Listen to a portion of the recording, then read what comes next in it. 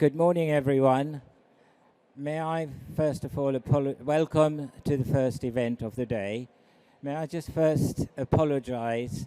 We've had a slight technical problem, so headphones are not working. So hopefully the speakers will try and speak as loud as possible. The problem is being sorted as soon as possible. So once it's sorted, we'll let you know, and then you can put your headphones on. Thank you.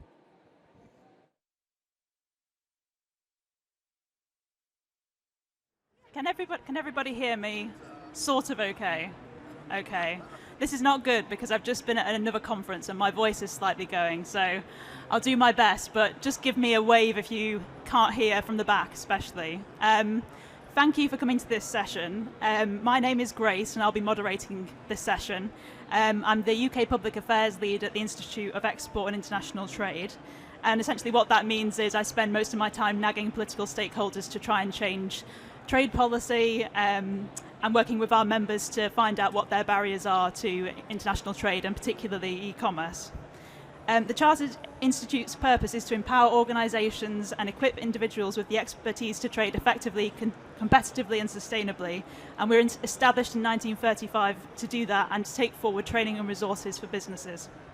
I'm delighted to be joined for this session by Stacey and Benjamin, so I'm going to let them do their own intros, and I'll start with Stacey.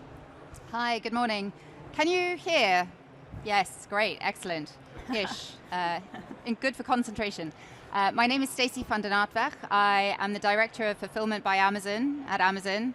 For those of you who maybe are not familiar with what the FBA business is, we support sellers by enabling them to store their products in our fulfillment centers, and we provide pick, pack, and ship provision for them for a fee.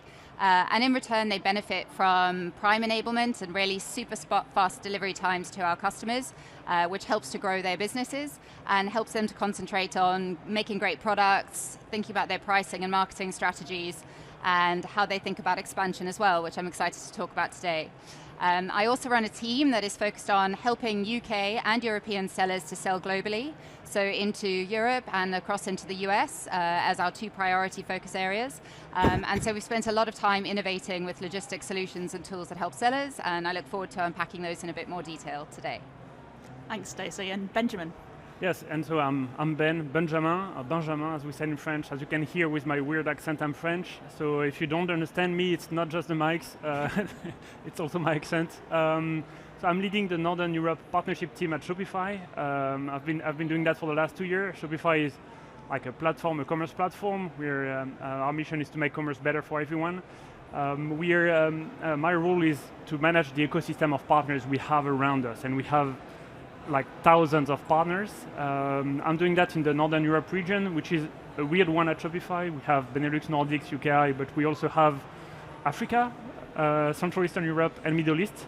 I know it's a geographical challenge, but that's also the fun of the job. So we're managing partners that are implementing our solution with clients. So we're experiencing the pain and the opportunities of the market currently through our partners. So I'm really looking forward to chat about all that.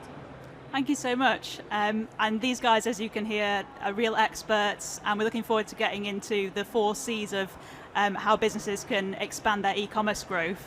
Before we do, though, I just wanted to give some context framing as to why we are all linked, which is that we are members of an initiative called the eCommerce Trade Commission. Quick show of hands, has anyone heard of the eCommerce Trade Commission? Okay, this is good. A smattering of people, but maybe we need to do our marketing a bit better. So the commission was convened in 2023 to encourage and support businesses to trade and export online by addressing existing trade barriers. And it came off the back of a report that we did with the Social Market Foundation, which showed that 70,000 small businesses in the UK could be trading online, but currently aren't, and that if you could get those 70,000 businesses activated, it would add approximately 9.3 billion to the UK economy. So there's huge growth to be had there, and we convened together with all the amazing organisations on the screen to try and work out how we can identify the barriers and break them down. So that's kind of our linkage today. Just last week, we actually published our first policy paper, and we are looking at 3 key pillars of opportunity for businesses, in particular AI and emerging tech, which I think is a theme that's right across this conference today. The Commission's paper surveyed 525 SMEs, and of the SMEs considering exporting, they cited the cost of technology as the top barrier, which is obviously concerning and something that we want to address in the session today. But 37% of the SMEs surveyed believed that AI would have a significant positive difference to their trading growth over the next 5 years. So again, it's the cost on the one side, but the benefit on the other. So, I mean, jumping straight in, Benjamin, it'd be good to consider the first C on our list, which is about consumers. Considering just how positively from that stat SMEs are viewing AI and enabling their productivity and exporting experiences, I wonder if you would like to say a bit about Shopify's tools, maybe Shopify Magic in particular. How can you help consumers and businesses to grow their sales? Yeah, I think like if we take a step back, right, where we realize that currently we're ahead of like a big revolution, right? The coming decades will be even faster than the previous one, and we thought it was going fast already, right? But AI is going to accelerate even further the transformation of businesses and how we operate. So that's the first element to put out there, right? Like that's going to evolve, and tech providers such as Shopify, we have to make sure that we are providing the right tools to make the life of our entrepreneurs easier, right? Because you have several sides of AI. You have the generative part, you have the conversational one, and you can see already things that are starting to apply in our day-to-day activity, right? One thing for sure is that Shopify Magic, for instance, is one of the tools that we're using currently that is going to be expanded, but where you can have things like content creation at scale. So, tasks like that are taking a long time, where you have, I don't know, a product set that you're launching on your website, and you don't want to spend hours writing down all the product description. AI will do that, or is already doing that for you, right? So it will help you to save time on operational tasks that are low value added, so you can focus on high value things. Gartner, for instance, released a study lately that's saying that by 2025, 10% of operational tasks are going to be automated. So we are going to be 10% more efficient ourselves thanks to that, right? And business owners are facing a lot of challenges, right? The macroeconomics is more complex currently, so it's super important to have tools that are supporting you. Like, so content creation is one, for instance, conversational AI with, for instance, automated FAQs that are generated. That's something that we have at Shopify, for instance, but everything related to customer support, like live chats, these kind of things are already impacting the day-to-day activity. And like 2/3 of the consumer are expecting now to have AI-powered customer journey. So the expectation on the consumer side are already super high when it comes to AI. But we see on the other way that we have a lower amount, is just 1/3 of the retailers that are already implementing AI solutions there. So you see already there is a gap between the expectation when it comes to the consumer side and the brands. And if that gap is becoming larger, then this is where we'll have problems, because that's a wave you need to surf. That's the revolution that's coming. So, and that's a bit fueled by the fear of providing more robotic consumer experience. 16% of the brands are saying that they're really afraid of that part. Yeah. So, but AI is not just customer facing. It's also how do you implement that on your day-to-day activity to optimize your day-to-day. That will lead you to offer better experience. So you also have the way that you're managing your own business that are going to be transformed, and the way that it's going to be implementing in your customer-facing activities that is also going to transform activities. So this is what we see on the consumer side. So expectations are raising. Brands are not fully capturing the opportunities yet, but at Shopify we're giving the tool already to make sure that it's happening. That's actually a really interesting point on that consumer interaction in terms of not feeling like you're talking to a robot. Yeah. Do you get a lot of feedback from consumers using the platform as to what kind of experience they want to engage with when they're on the Shopify website? What matters is to offer choice, right? Your brand voice is not the same as the other brand voice, and it doesn't have to be, right? So if you have an AI and you suppose that AI will answer the same way, then well, indeed, you're assuming wrong first. You need to train your AI so it can speak on the brand, and that's something that you can train with the different tools you have. But I think we've all been there, right? Logging in a website, opening the live chat, asking a question, and the answer is like so off. And sometimes not even on your own language, like I'm French, so you're trying to type things, doesn't make any sense, and you just lose time, right? So, but the AI is improving at a scale and a pace that is just crazy. So what we had a year ago is not exactly the same as what we have now. The more intentful you are in building the capacity of your AI, when it comes to potentially that example alone, conversational AI, the more you'll be able to have impact and be on brand. Because what matters is that you have something that is aligned with the brand experience that you want to offer. Yeah, that's a really good top tip, tailoring your AI to be on brand, for your consumers to engage with it as effectively as possible. Thank you, Benjamin. Stacey, coming to you now. Amazon also has an incredible range of AI tools to support both consumers and also the businesses who are using Amazon as a platform for selling. And of course, you've had Rufus recently launched as a new tool. Would you like to say a bit about that and other tools that Amazon is using to support consumers? Sure, thanks, Grace. So Amazon has been using artificial intelligence for more than 20 years, and it is central to a lot of the products that you as customers may be interacting with. Some examples are our just walk out technology. If you go to any of our kind of fresh stores, the way that we optimize our logistics network to help shorten distances that are traveled, and that improves our sustainability impact as well. But in terms of what we're doing for our direct customers, Rufus, we're really excited. I think I've just lost the mic. Yeah. Can you hear me? We're back. Great. So Rufus, we're really excited about. It's just been launched in the UK in beta mode. Some of you may be able to access it already. Others, please be patient. It'll get there. Rufus is an interactive AI assistant, and the design is to help customers make faster choices that are better for them on the site. We know that there are lots of products to choose from. How do you know what is right for you? And so there are options to ask Rufus, hey, I'm looking for some new trainers. My priorities are that I can run with them, but off-road and trail, I need them to have a certain type of lace. What would you recommend? It's been shown to be really effective for comparison of products, which we've had our ups and downs with historically. So being able to side by side a number and work out what is more appropriate for you. And a bit as Benjamin says, this is a learning journey. So Rufus will get more powerful as it understands more about each of the customers it's interacting with, and it understands more about the specific locations that it's been deployed in.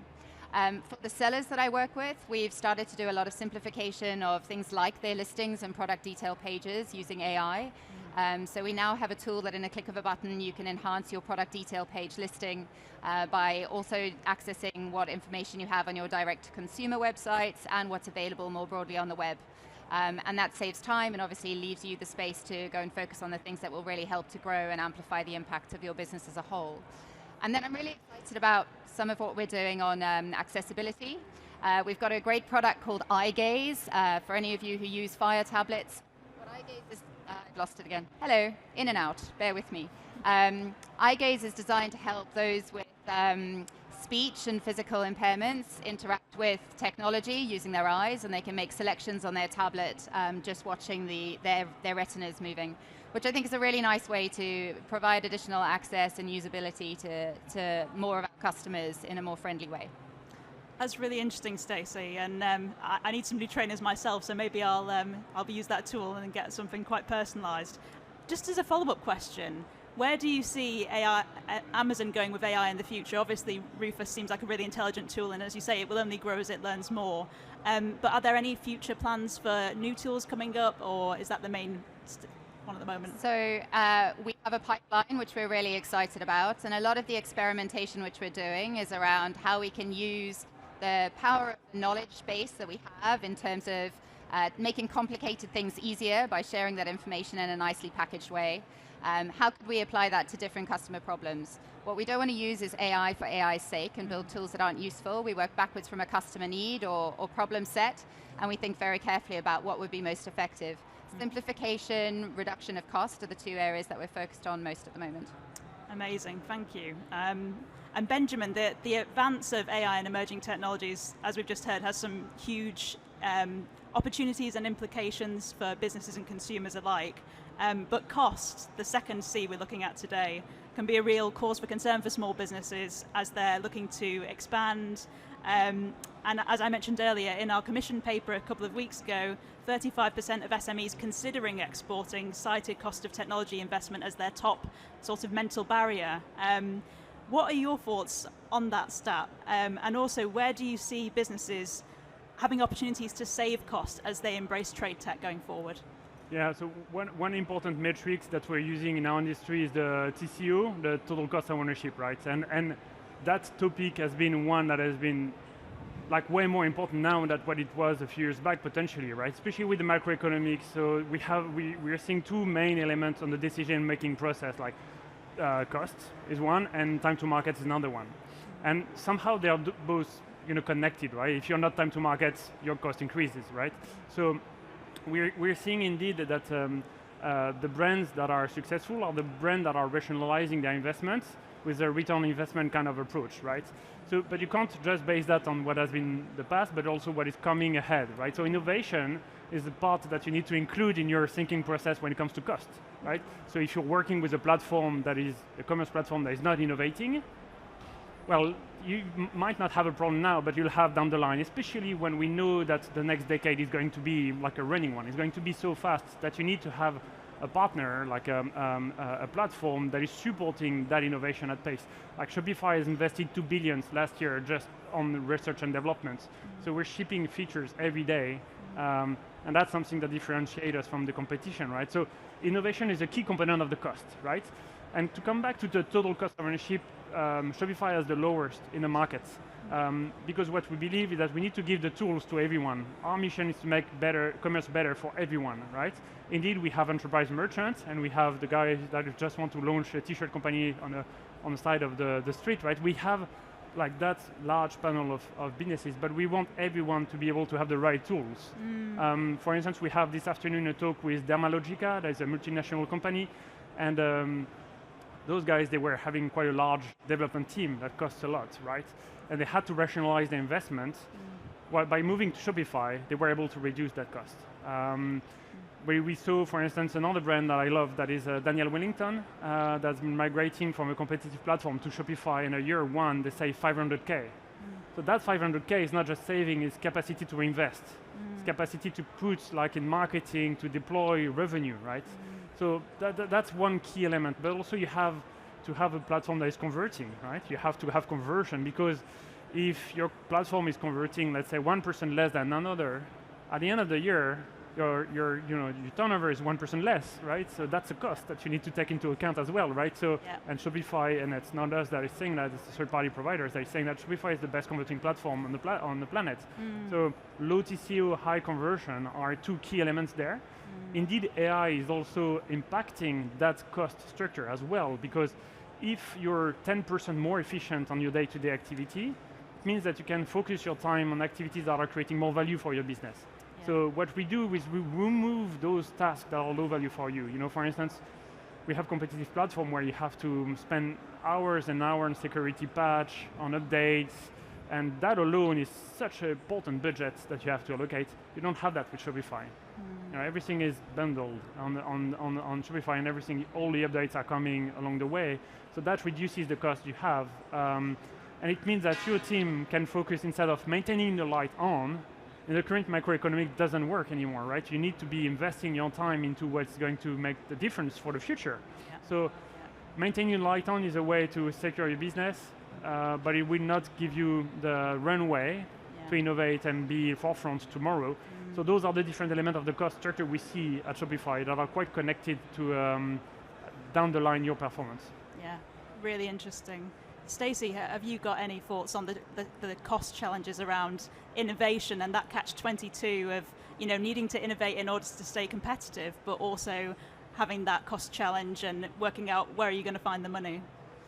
Yeah, we see that a lot for our sellers. And if I think about the core of what we're discussing here for global selling, the innovation that we focused on is how we provide sellers with a suite of different options to help you expand globally, where you can think about the trade-offs in terms of how much resource you put in, what those costs look like, and ultimately how fast you can grow. So some examples are, we've got about 100,000 small and medium-sized businesses that are selling on Amazon in the UK, and about 50% of those are now exporting somewhere in the world on Amazon. We've got about 20 websites where you can export to or operate. And our desire is that we're making your selection available to customers all over the world. and we want to make that as simple as possible. So the most seamless way to do this is something called global selling or exporting, where Amazon takes care of getting the product from the UK to the customer. And that is a very seamless way that you can enable that, and you can start to access new markets and understand where you may have additional pockets of demand for your products. We also have something called the European Fulfillment Network, and what this offers you is an opportunity to send stuff from our fulfillment centers in the UK to a European destination. Amazon will take care of how this happens and reaches the customer. But again, that's another way of you managing your compliance with low friction. We look after a lot of that and give you recommendations, but you can tap into new marketplaces. We've just launched last week a new tool that in 3 clicks you can reach 39 countries in Europe. A lot of that does require that you know a little bit about the compliance requirements of your products and that you are VAT registered. But again, this is a really nice way for you to reach customers all over Europe in a seamless way, and you don't need to update your listings. You don't need to register for a new account on another website. So we're trying to take down some of the barriers and costs of entry to these new marketplaces and really help you to surface the great products that you've got to customers all over the world.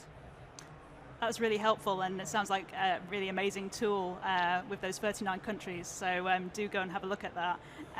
Just staying on... It's called Export Central. Just staying on the process and kind of customs thinking at the moment, our third C is on complementary tech. And you know, for example, with the progression of 5G and AI and forms of complementary technology such as customs clearance and product compliance services, trade is evolving in ways that I think previous generations couldn't have imagined. How significant, this question's for both of you, how significant do you think these complementary tech benefits are for businesses engaging, you know, on their own platforms or on your platforms in terms of like time and cost saving? So Benjamin, I'll come to you first. Yeah, well, I think I've indeed mentioned already that next decade is going to accelerate, right? So that's a given. And AI is going to play the most important role of that transformation, that coming transformation. But AI is, you know, down the line based on machine learning. Machine learning is based on data, right? So what we see as being like a super key component is your unified commerce approach, right? Because if you have different channels as a brand, you have like, let's say 2 stores, 3 stores, whatever, you know, online shop, you have a B2B channel, the really important layer is to be able to centralize that data somewhere so you can digest that and leverage AI, for instance, you know? So the unified commerce elements is super key there. So being able to connect all the different dots to offer the right customer journey, whatever the touch points, you know? So that's super important element because it touches on how unified commerce is powering your AI you know, impact. Those two ones are super connected. So that's one first layer, I'd say. You have a second one that says around payments. Payment is, we can say whatever we want, but at the end of the day, people have to pay, you know, to buy our products and services. So the payment experience is always where the bottleneck happens, right? So fluidifying that part is also a key element. You know, having the right conversion optimization at that point is important. You know, we have Stripe released a study lately that says that in average, it takes more than 3 minutes to check out. And we have another study that says that checkouts that are taking more than 2 minutes are the ones that are being dropped the most. So you see already there is a correlation there. So you need to be fast. You need to be really providing the right checkout experience there. You need to have the right payment options. You need to have the right payment partners around you there. So it's definitely that element is super key to remove the last blocker on your funnel. So payment is always there, and I think it's always an important component. And in terms of complementary tech, it will give you a lot of impact.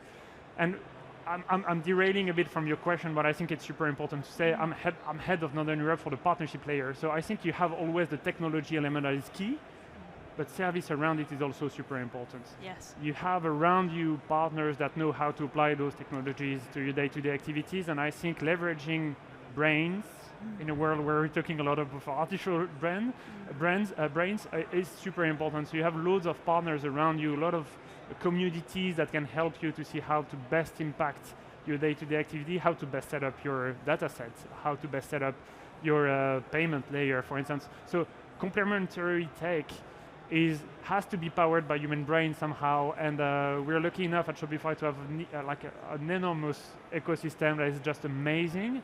So I highly recommend as well to have a chat with our ecosystem. Really interesting. And Stacey, what are your thoughts? Yeah, so maybe a slightly different take on the question. If we think a little bit about this idea of how we manage some of the complexities of trade, Amazon spent a lot of time investing in partnerships. What we know about the benefit of partnering with other businesses and companies is that you offer more choice to customers and you also increase their trust in what you are providing. Choice often also makes a little bit more of a marketplace solution that also helps to improve cost. So if I think about some of the logistics solutions we've built in the time since Brexit to help our sellers in the UK to export to Europe and vice versa, a lot of those are focused on technology integrations. You're executing the entire experience in a single platform. It's called Seller Central. And we use APIs in order to talk to our different partner teams. But the benefit of this is we can take your products from your fulfillment center across the channel, complete customs brokerage on your behalf, and get them into a fulfillment center in Europe with a minimum of friction and paperwork compared to what we see alternative solutions offering.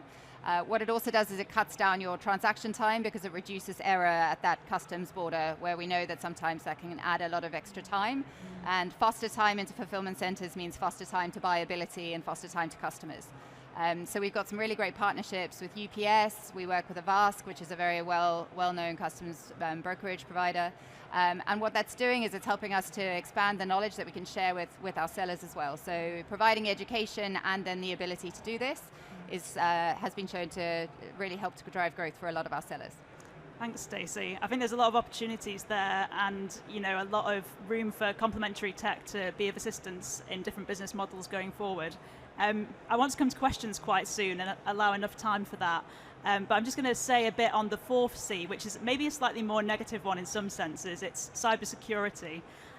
Because as well as having all the positive opportunities that we've just talked about, you also have to secure your business and protect it from outside threats. And I don't know if anyone saw this recently, but there was some very good research out from Sky Business about cybersecurity attacks on small businesses.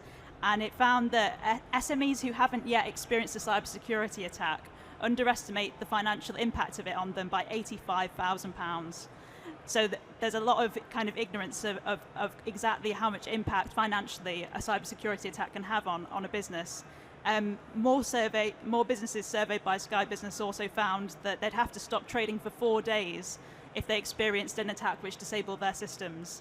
And that's an estimated cost of £123,000. So it's really worth obviously looking at your business model and checking that you've got the protections in place for your business. The Chartered Institute is actually partnering with Aston University to do some research on how to protect MSMEs from cybersecurity risks, and particularly in relation to AI adoption. And in quite a niche way, we're also looking at how female-led founders are affected by cybersecurity attacks, perhaps in some different ways, because there's some interesting research coming out around this too. So if anyone's interested, please do catch me afterwards, because we're going to publish it later this year. The other thing I wanted to just call out is the government's National Cybersecurity website. It has something called Cyber Essentials, where you can go on, look on a checklist to make sure that your model is cybersecurity protected. So I hope that's all helpful. But for now, I'm just going to take some questions from the floor for Stacey and Benjamin. So anyone want to be brave? Put their hand up first.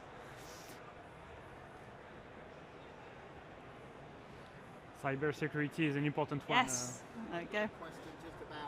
I think we've got a mic coming to you, sir. There we go. Please do introduce yourself and say where you're from.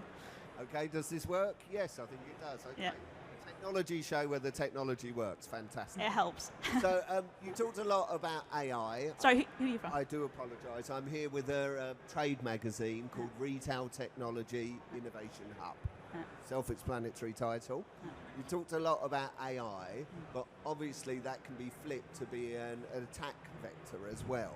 Are you concerned about that, and what are you doing to mitigate that? Because obviously that's a concern with your fourth C about cyber security, and then maybe something about quantum computing, which will change that game as well. Who would like to take this one? I think it is something to be mindful about. What we know is that we are very clear about putting guardrails in place in the AI we're building, and also where we're making this AI available to our customers, thinking about what kind of security features we can provide for them as well. I think it's about also identifying what are the areas that are pain points to your consumer, right, and your merchants on our side. So making sure that you identify that and you're trying to solve issues, right? Like, because everything related to the pitfall of AI are potentially misapplication of AI somehow, right? So like understanding what is the consumer journey, what is the merchant journey that you're trying to solve, and trying to solve those pain points that they might have, I think is the first step to have a healthy AI usage, I'd say. Yeah. Just thinking more broadly as well, and I'm speaking here with a kind of public engagement hat on rather than a tech expert, but I do think it's important that we have the right partnerships in place for protecting some of this, you know. So we engage quite a lot with the Department for Business and Trade and their AI team, and you know, we were talking to them the other week, and we're definitely seeing that cybersecurity attacks are rising in line with AI and ransomware attacks in particular. So I think you know, partnership is a key part of this as well. Any other questions?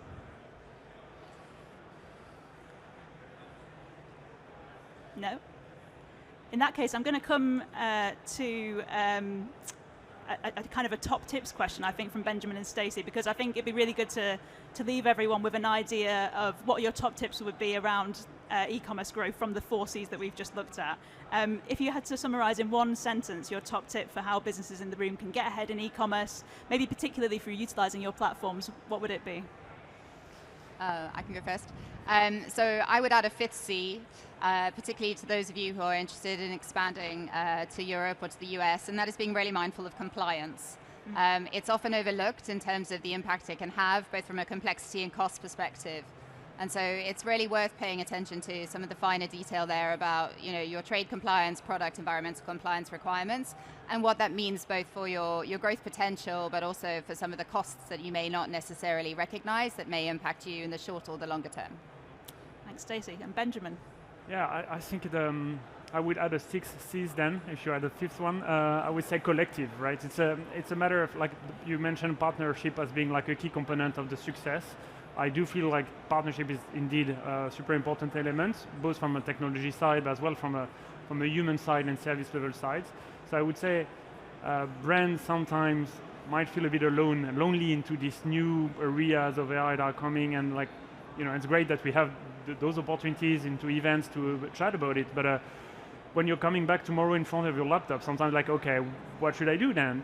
And you know, like, how do I apply those advices that I heard? Look, and I feel like that part is can be overcome by just, you know, opening up chat with other and surround yourself with partners and ecosystem around you that will give you tips and tricks on how to apply that. So I think it's, you know, entrepreneurship, owning a business could be a lonely journey, but it doesn't have to be.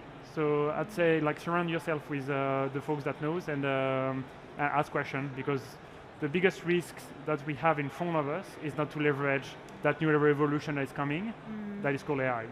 I really like that. It doesn't have to be a lonely journey. I think that's also the point of this whole conference, isn't it? Getting together with other businesses, networking, comparing what works and what doesn't. It's also part of what the eCommerce Trade Commission does, you know, in supporting small businesses to trade online cross-border. So please do feel free to you know, catch us afterwards if you want to ask any questions one-on-one. But thank you for the session, and particularly thank you to Benjamin and Stacey for their participation. Take care. Thank you. Thank you, everyone.